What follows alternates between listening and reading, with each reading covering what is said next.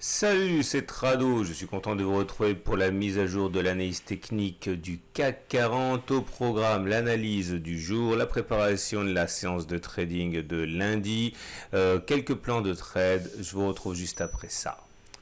Et vous ne rêvez pas, 1,22% de baisse, ce n'est pas rien, c'est même assez conséquent, surtout qu'au pire de la séance, on a abandonné 2%, regardez, entre la clôture et les plus bas, il y a même un petit peu plus de 2%. À l'origine de cette déconvenue, les nouvelles sanitaires qui continuent d'inquiéter et en même temps la livraison de vaccins qui semble se ralentir.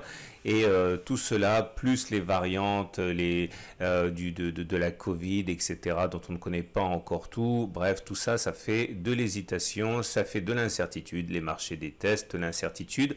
Et on a donc plongé et tellement de choses fascinantes à voir sur ce graphe. Première des choses, comme vous remarquez, on est allé chercher le premier résultat probant de la cassure du biseau. Je vous rappelle, pour si vous découvrez le format, on avait un biseau ascendant. Les biseaux ascendants se cassent plus souvent par le bas que par le haut.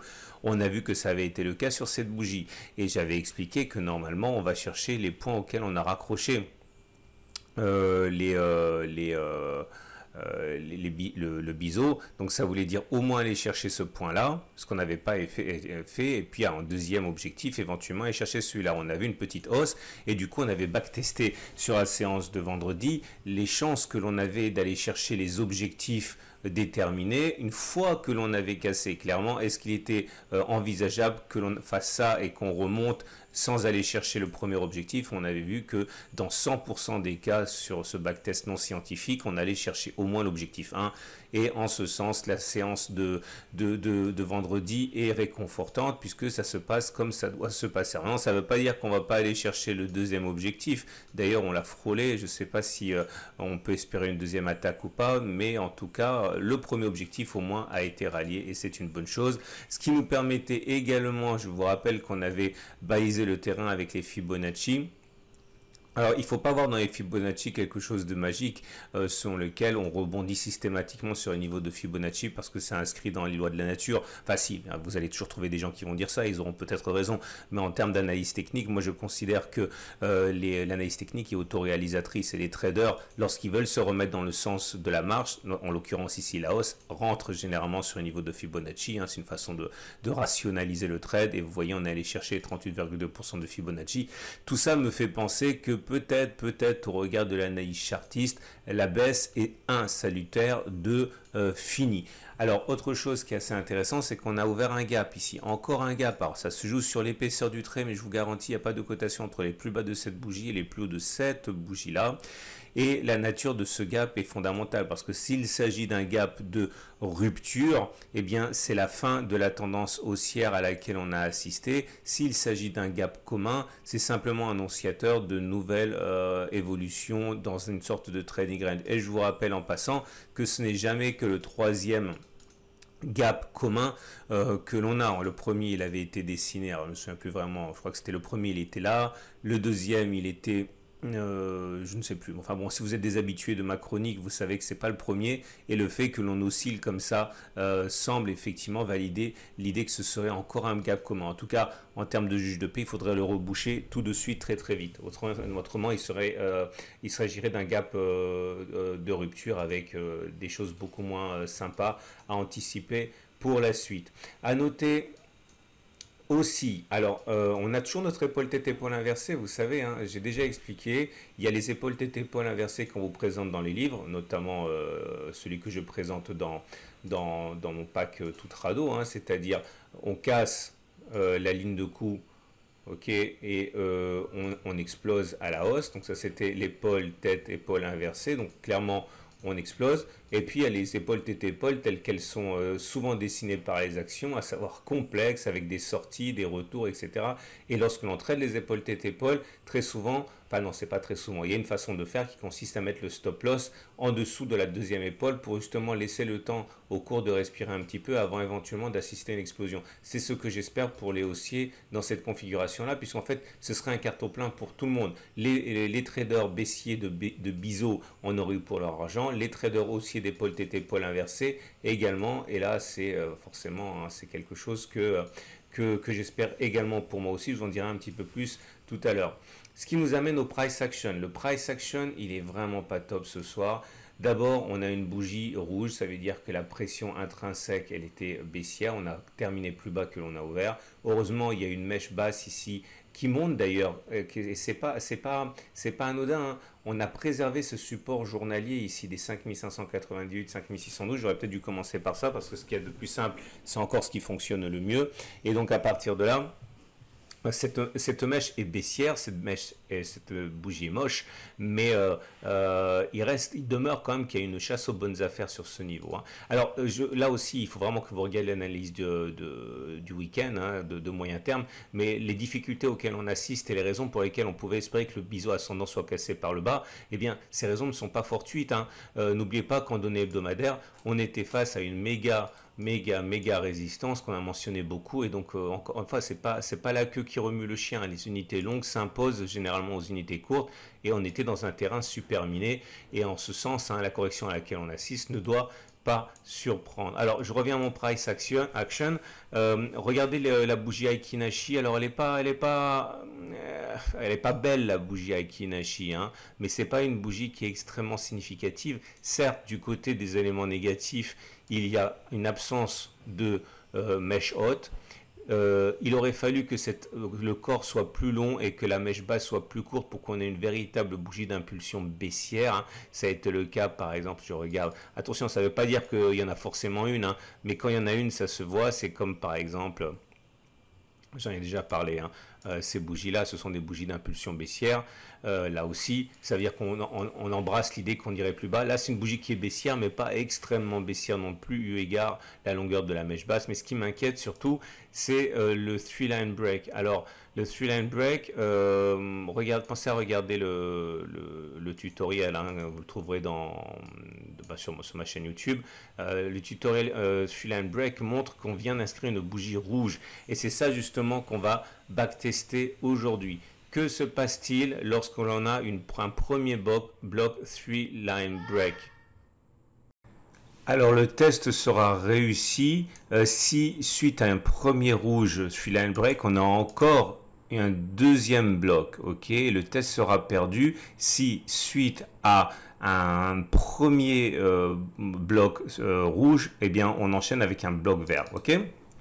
Je vous rappelle que c'est valable pour tout a priori, hein, les actions, les cryptos, le forex, mais prenez quand même le soin de backtester avant. Donc première occurrence ici, c'est un succès. Comme vous pouvez le voir, il y a eu un premier bloc suivi d'un deuxième bloc, un troisième bloc, et au tout, on a perdu encore 3%, hein, avant d'inverser la tendance. Alors j'invite à regarder encore une fois le tutoriel sur le 3-line break, sinon vous n'allez pas comprendre grand chose. Ici, vous avez un autre succès. Ok, là encore un troisième succès. Regardez comme la série a été terrible. Quatrième succès, cinquième succès, sixième succès, septième succès d'affilée. Ah, il y a un rouge ici, comme vous voyez.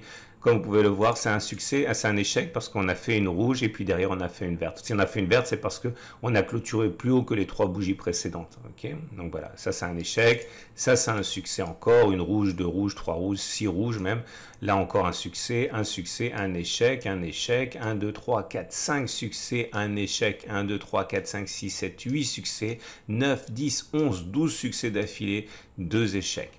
Bon, autant vous dire que sur 30 occurrences, le résultat nous donne quelque chose d'assez flatteur puisque c'est 24 succès de la stratégie et 6 échecs. Autrement dit, 80% de chance de réussite si ce backtest était valable. Autrement dit, ce n'est pas peu dire qu'il y a de fortes chances pour que on n'ait pas fait les plus bas encore. Donc je reviens maintenant à mes chandeliers japonais traditionnels et c'est ici les prix si vous voulez la même plateforme que moi, vous avez un lien en dessous, hein. C'est PRT, c'est gratuit et c'est excellent.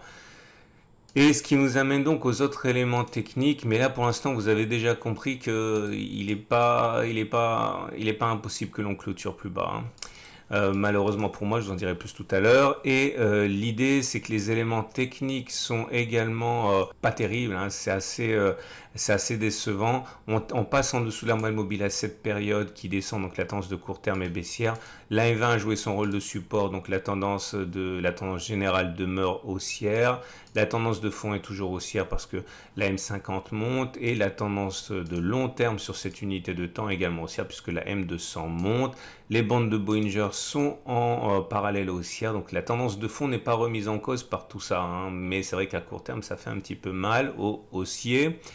Et pour terminer, les autres éléments techniques, bon malheureusement là aussi, hein, c'est carton plein pour les baissiers, puisque les indicateurs techniques rapides ont contaminé les indicateurs techniques lents. Le CC avait délivré son signal, c'était il y a 3 séances, de même que le stochastique, de même que le MACD0, on avait backtesté ça, hein. Et maintenant le MACD passe en dessous de son signal, le momentum passe en dessous de 0, enfin bon, on est à 0 et le récit est en train de passer en dessous de 50, bref, c'est assez mauvais pour les éléments techniques. Et on va donc terminer avec l'Ishimoku. Et l'Ishimoku, eh ben, c'est pas terrible non plus. Franchement, il n'y a pas grand chose de bon, hein, sur la séance d'aujourd'hui, si ce n'est que l'analyse technique, elle, a vu arriver la consolidation. Parce que bon, quand on regarde ce qui se passe, on passe en dessous maintenant de la Tenkan. Le fait qu'on passe en dessous de la Tenkan signifie que la tendance de court terme est neutre, hein. La tendance générale est neutre aussi au regard que la Kijun soit plate, hein, elle n'est pas ascendante. Alors, je reçois souvent des messages me demandant mais c'est quoi une Kijun qui est ascendante, une tendance générale qui est haussière? Ben c'est ça, voilà. Et là on n'est pas du tout là, on est sur de la platitude globalement. Heureusement la tendance de fond donnée par l'orientation du nuage est toujours haussière. À noter quand même quelque chose au niveau de la lagging span. Et ce qui est bien, c'est que heureusement la lagging span dans sa baisse a heurté sur la séance, hein, les prix et la Tenkan. N'oubliez pas que la lagging span, elle est là, c'est 26 périodes en arrière. Donc au moment où on était en bas de la bougie de vendredi, la lagging span était là et vous voyez, on dit que la lagging span rencontre sur son chemin les mêmes obstacles que les prix. Donc la Tenkan est un problème, les résistances, les supports sont un problème également.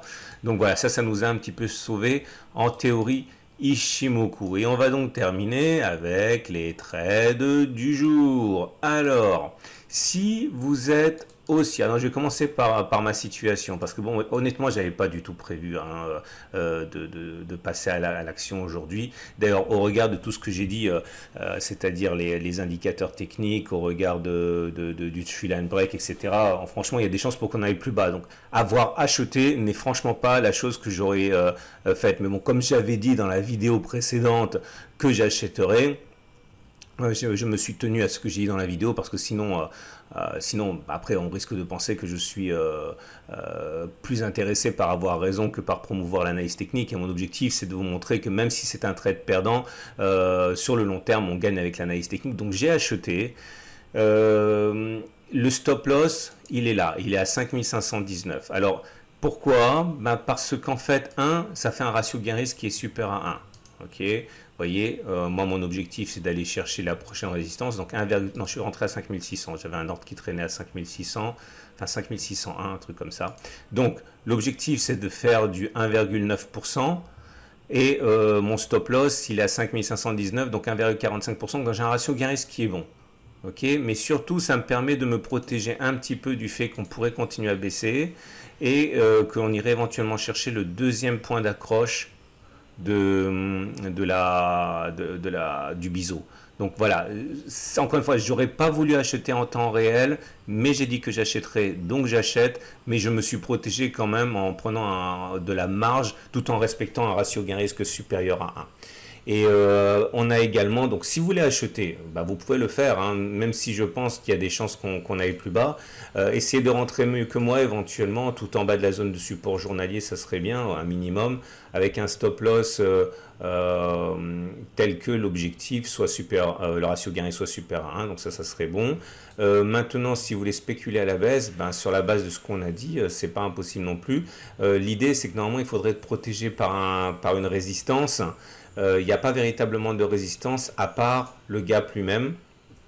Donc si vous voulez spéculer à la baisse, l'idéal c'est de mettre un stop loss à 1% par exemple et parier sur, je sais pas moi, au moins 1%, ça veut dire au moins 5554. Mais votre problème c'est que vous avez plein d'acheteurs ici sur le support. Hein. Donc vous risquez, de, si vous spéculez à la baisse, d'avoir un tir de barrage. Peut-être qu'il vaudrait mieux attendre que ça remonte un petit peu.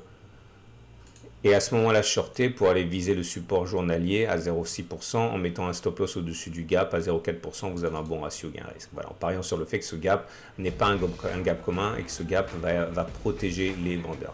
Voilà ce qu'on pouvait dire pour l'analyse du CAC 40. Je vous souhaite une excellente journée. J'invite à regarder à la fin de cette vidéo justement une analyse technique de moyen terme et la préparation de la semaine de trading sur le CAC 40 pour l'intraday. Et ces préparations, ces matrices de trading sont valables toute la semaine et l'analyse technique de l'or et de l'argent. Je vous souhaite une excellente journée et je vous dis à demain pour la mise à jour.